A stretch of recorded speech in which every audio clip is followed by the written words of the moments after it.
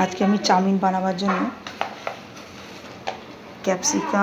Capsicum নিয়ে নিয়েছি।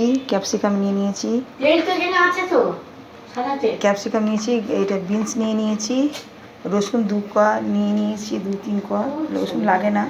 গাজর কুচিয়ে নিয়েছি, বাঁধাকপি ধুয়ে কুচিয়ে নিয়েছি, পেঁয়াজ গোটা ধুয়ে কুচিয়ে রেখেছি লম্বা লম্বা করে। আর চাউটা সেদ্ধ হচ্ছে, চাউটাকে এবার জল ঝরিয়ে দেবো। সেদ্ধ হয়ে গেছে। চাউমিন যখন সেদ্ধ করতে দিয়েছিলাম আমি দেখাবার জন্য, জাস্ট তেল দেবে আর দিয়ে এবারে ভালো করে, তাহলে একটার সঙ্গে একটা লাগবে না, সেই জন্য আমি চাউমিনটা ভালো করে কলের তলায় ধুয়ে নেব।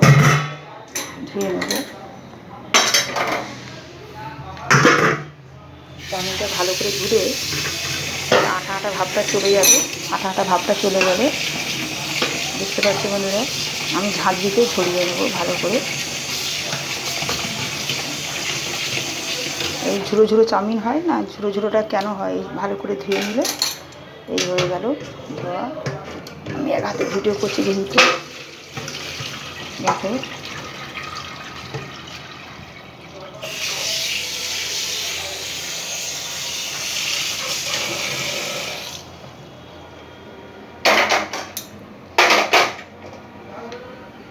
তারপরে কড়াইতে আমি সাদা তেল দিয়ে বানাবো।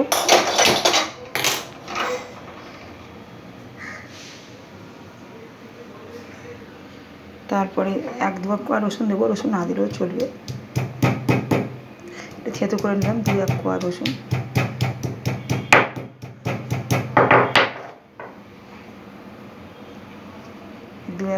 থেতো করে তেল গরম হয়ে গেছে, দিয়ে দিলাম।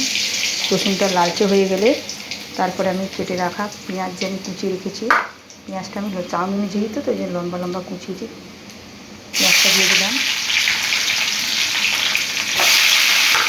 পেঁয়াজ একটু বেশি, চাউমিনে একটু পেঁয়াজ বেশি পরিমাণে লাগে। আমার 2 প্যাকেট চাউমিনের মধ্যে আমি 2 বড় বড় পেঁয়াজ দিয়েছি, এই এতদিন হয়েছে। একটু পেঁয়াজটা লালচে হলে তারপরে আমি সব কেটে রাখা গাজর, বিনস, গাজর আমি এখন দিয়ে দিতে পারি, গাজর টাইম লাগে সেদ্ধ হতে দিয়ে দিতে পারি। বাঁধাকপিও দিয়ে দিতে পারি, কিন্তু একটু পেঁয়াজটা লালচে হোক, একটু সামান্য লালচে হলে তারপরে দিয়ে দাও। আচ্ছা বন্ধুরা, আমার চাউমিনের পেঁয়াজ বেশি লাল করতে লাগে না, একটু হালকা ব্রাউন কালার এসেছে। এবার আমি দিয়ে দিচ্ছি কেটে রাখা বাঁধাকপি পরিমাণ দিলাম, আপনাদের মন চাই কম দিবেন। বাঁধাকপি দিয়ে দিলাম। তারপরে দিয়ে দিচ্ছি বিনস, কেন এগুলো একটু টাইম লাগে। বিনস দিয়ে দিলাম।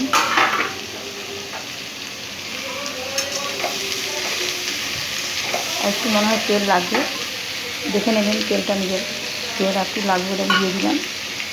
আচ্ছা, কাঁচা লঙ্কাটা আমি একটু পরেই দেবো, নাহলে নাকে ঝাঁঝ আসবে। এবার নুন আর চিনিটা আমি পরিমাণটা দিয়ে দিলাম। তো সসের মধ্যে তো থাকে, তখন সসের সঙ্গে নুন থাকে, তখন একটু বেশি নুন দেবেন। একটু সামান্য চিনি এই কারণে দিলাম, টেস্টের জন্য। নুন চিনিটা আমি দিয়ে দিলাম। বাঁধাকপি এগুলো একটু নরম সেদ্ধ হয়ে যাবে ঢাকা মারলে তেলের মধ্যে। ক্যাপসিকামটাও আমি দিয়ে রাখলাম, কেটে রাখা ক্যাপসিকামও দিয়ে দিলাম। আচ্ছা বন্ধুরা, দেখো চাউমিনটা তো ভাজা হয়ে গেছে, চাউমিনের সবজি ভাজা হয়ে গেছে, রোদ পড়ছে। দেখো চাউমিনের সবজি একদম ভাজা সুন্দর হয়ে গেছে। তো এবারে আমি কাঁচা লঙ্কাটা এখন দিয়ে দিচ্ছি। তারপরে আমি যে চাউমিনটা সেদ্ধ করে জল ঝরাতে দিয়েছিলাম, সেই চাউমিনটা দেখো ঝুড়ো হয়েছে। যখন সেদ্ধ করেছিলাম একটু তেল দিয়ে দেবে, তাহলে দেখো এরকম ঝুড়ো হবে।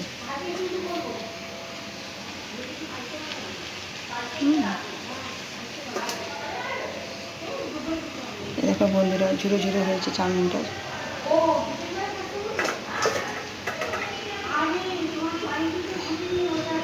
এই ঝুড়ো করছি। এবারে আমি দিয়ে দেবো সোয়া সস দিয়ে দিচ্ছি। পুরোটাই লেগে যাবে সোয়া সসটা। তারপরে দিচ্ছি ভিনিগার, সামান্য ভিনিগার দিচ্ছি। টক হয়ে যাবে না হলে। ভিনেগার দিলাম, তারপরে দিয়ে দিলাম আমি চিলি সস দিয়ে দিলাম। তারপরে দিয়ে দিচ্ছি টমেটো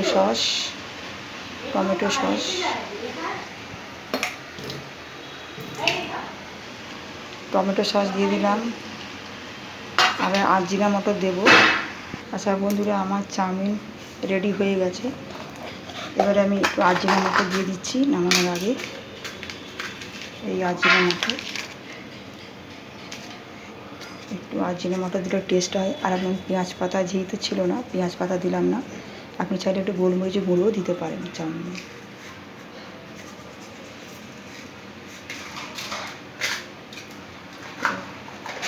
এবারে আমি পাত্রতে ঢেলে নেব।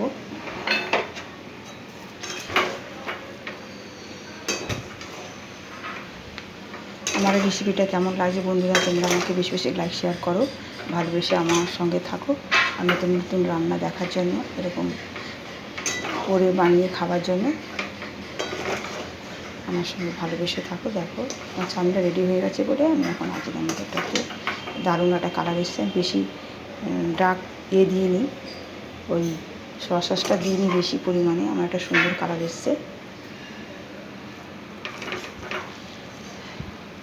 কেমন লাগছে বন্ধুরা আমার আমি কিন্তু একদম ঘরোয়া পদ্ধতিতে বানাই, যাতে কারো অসুবিধা না হয় বানাতে।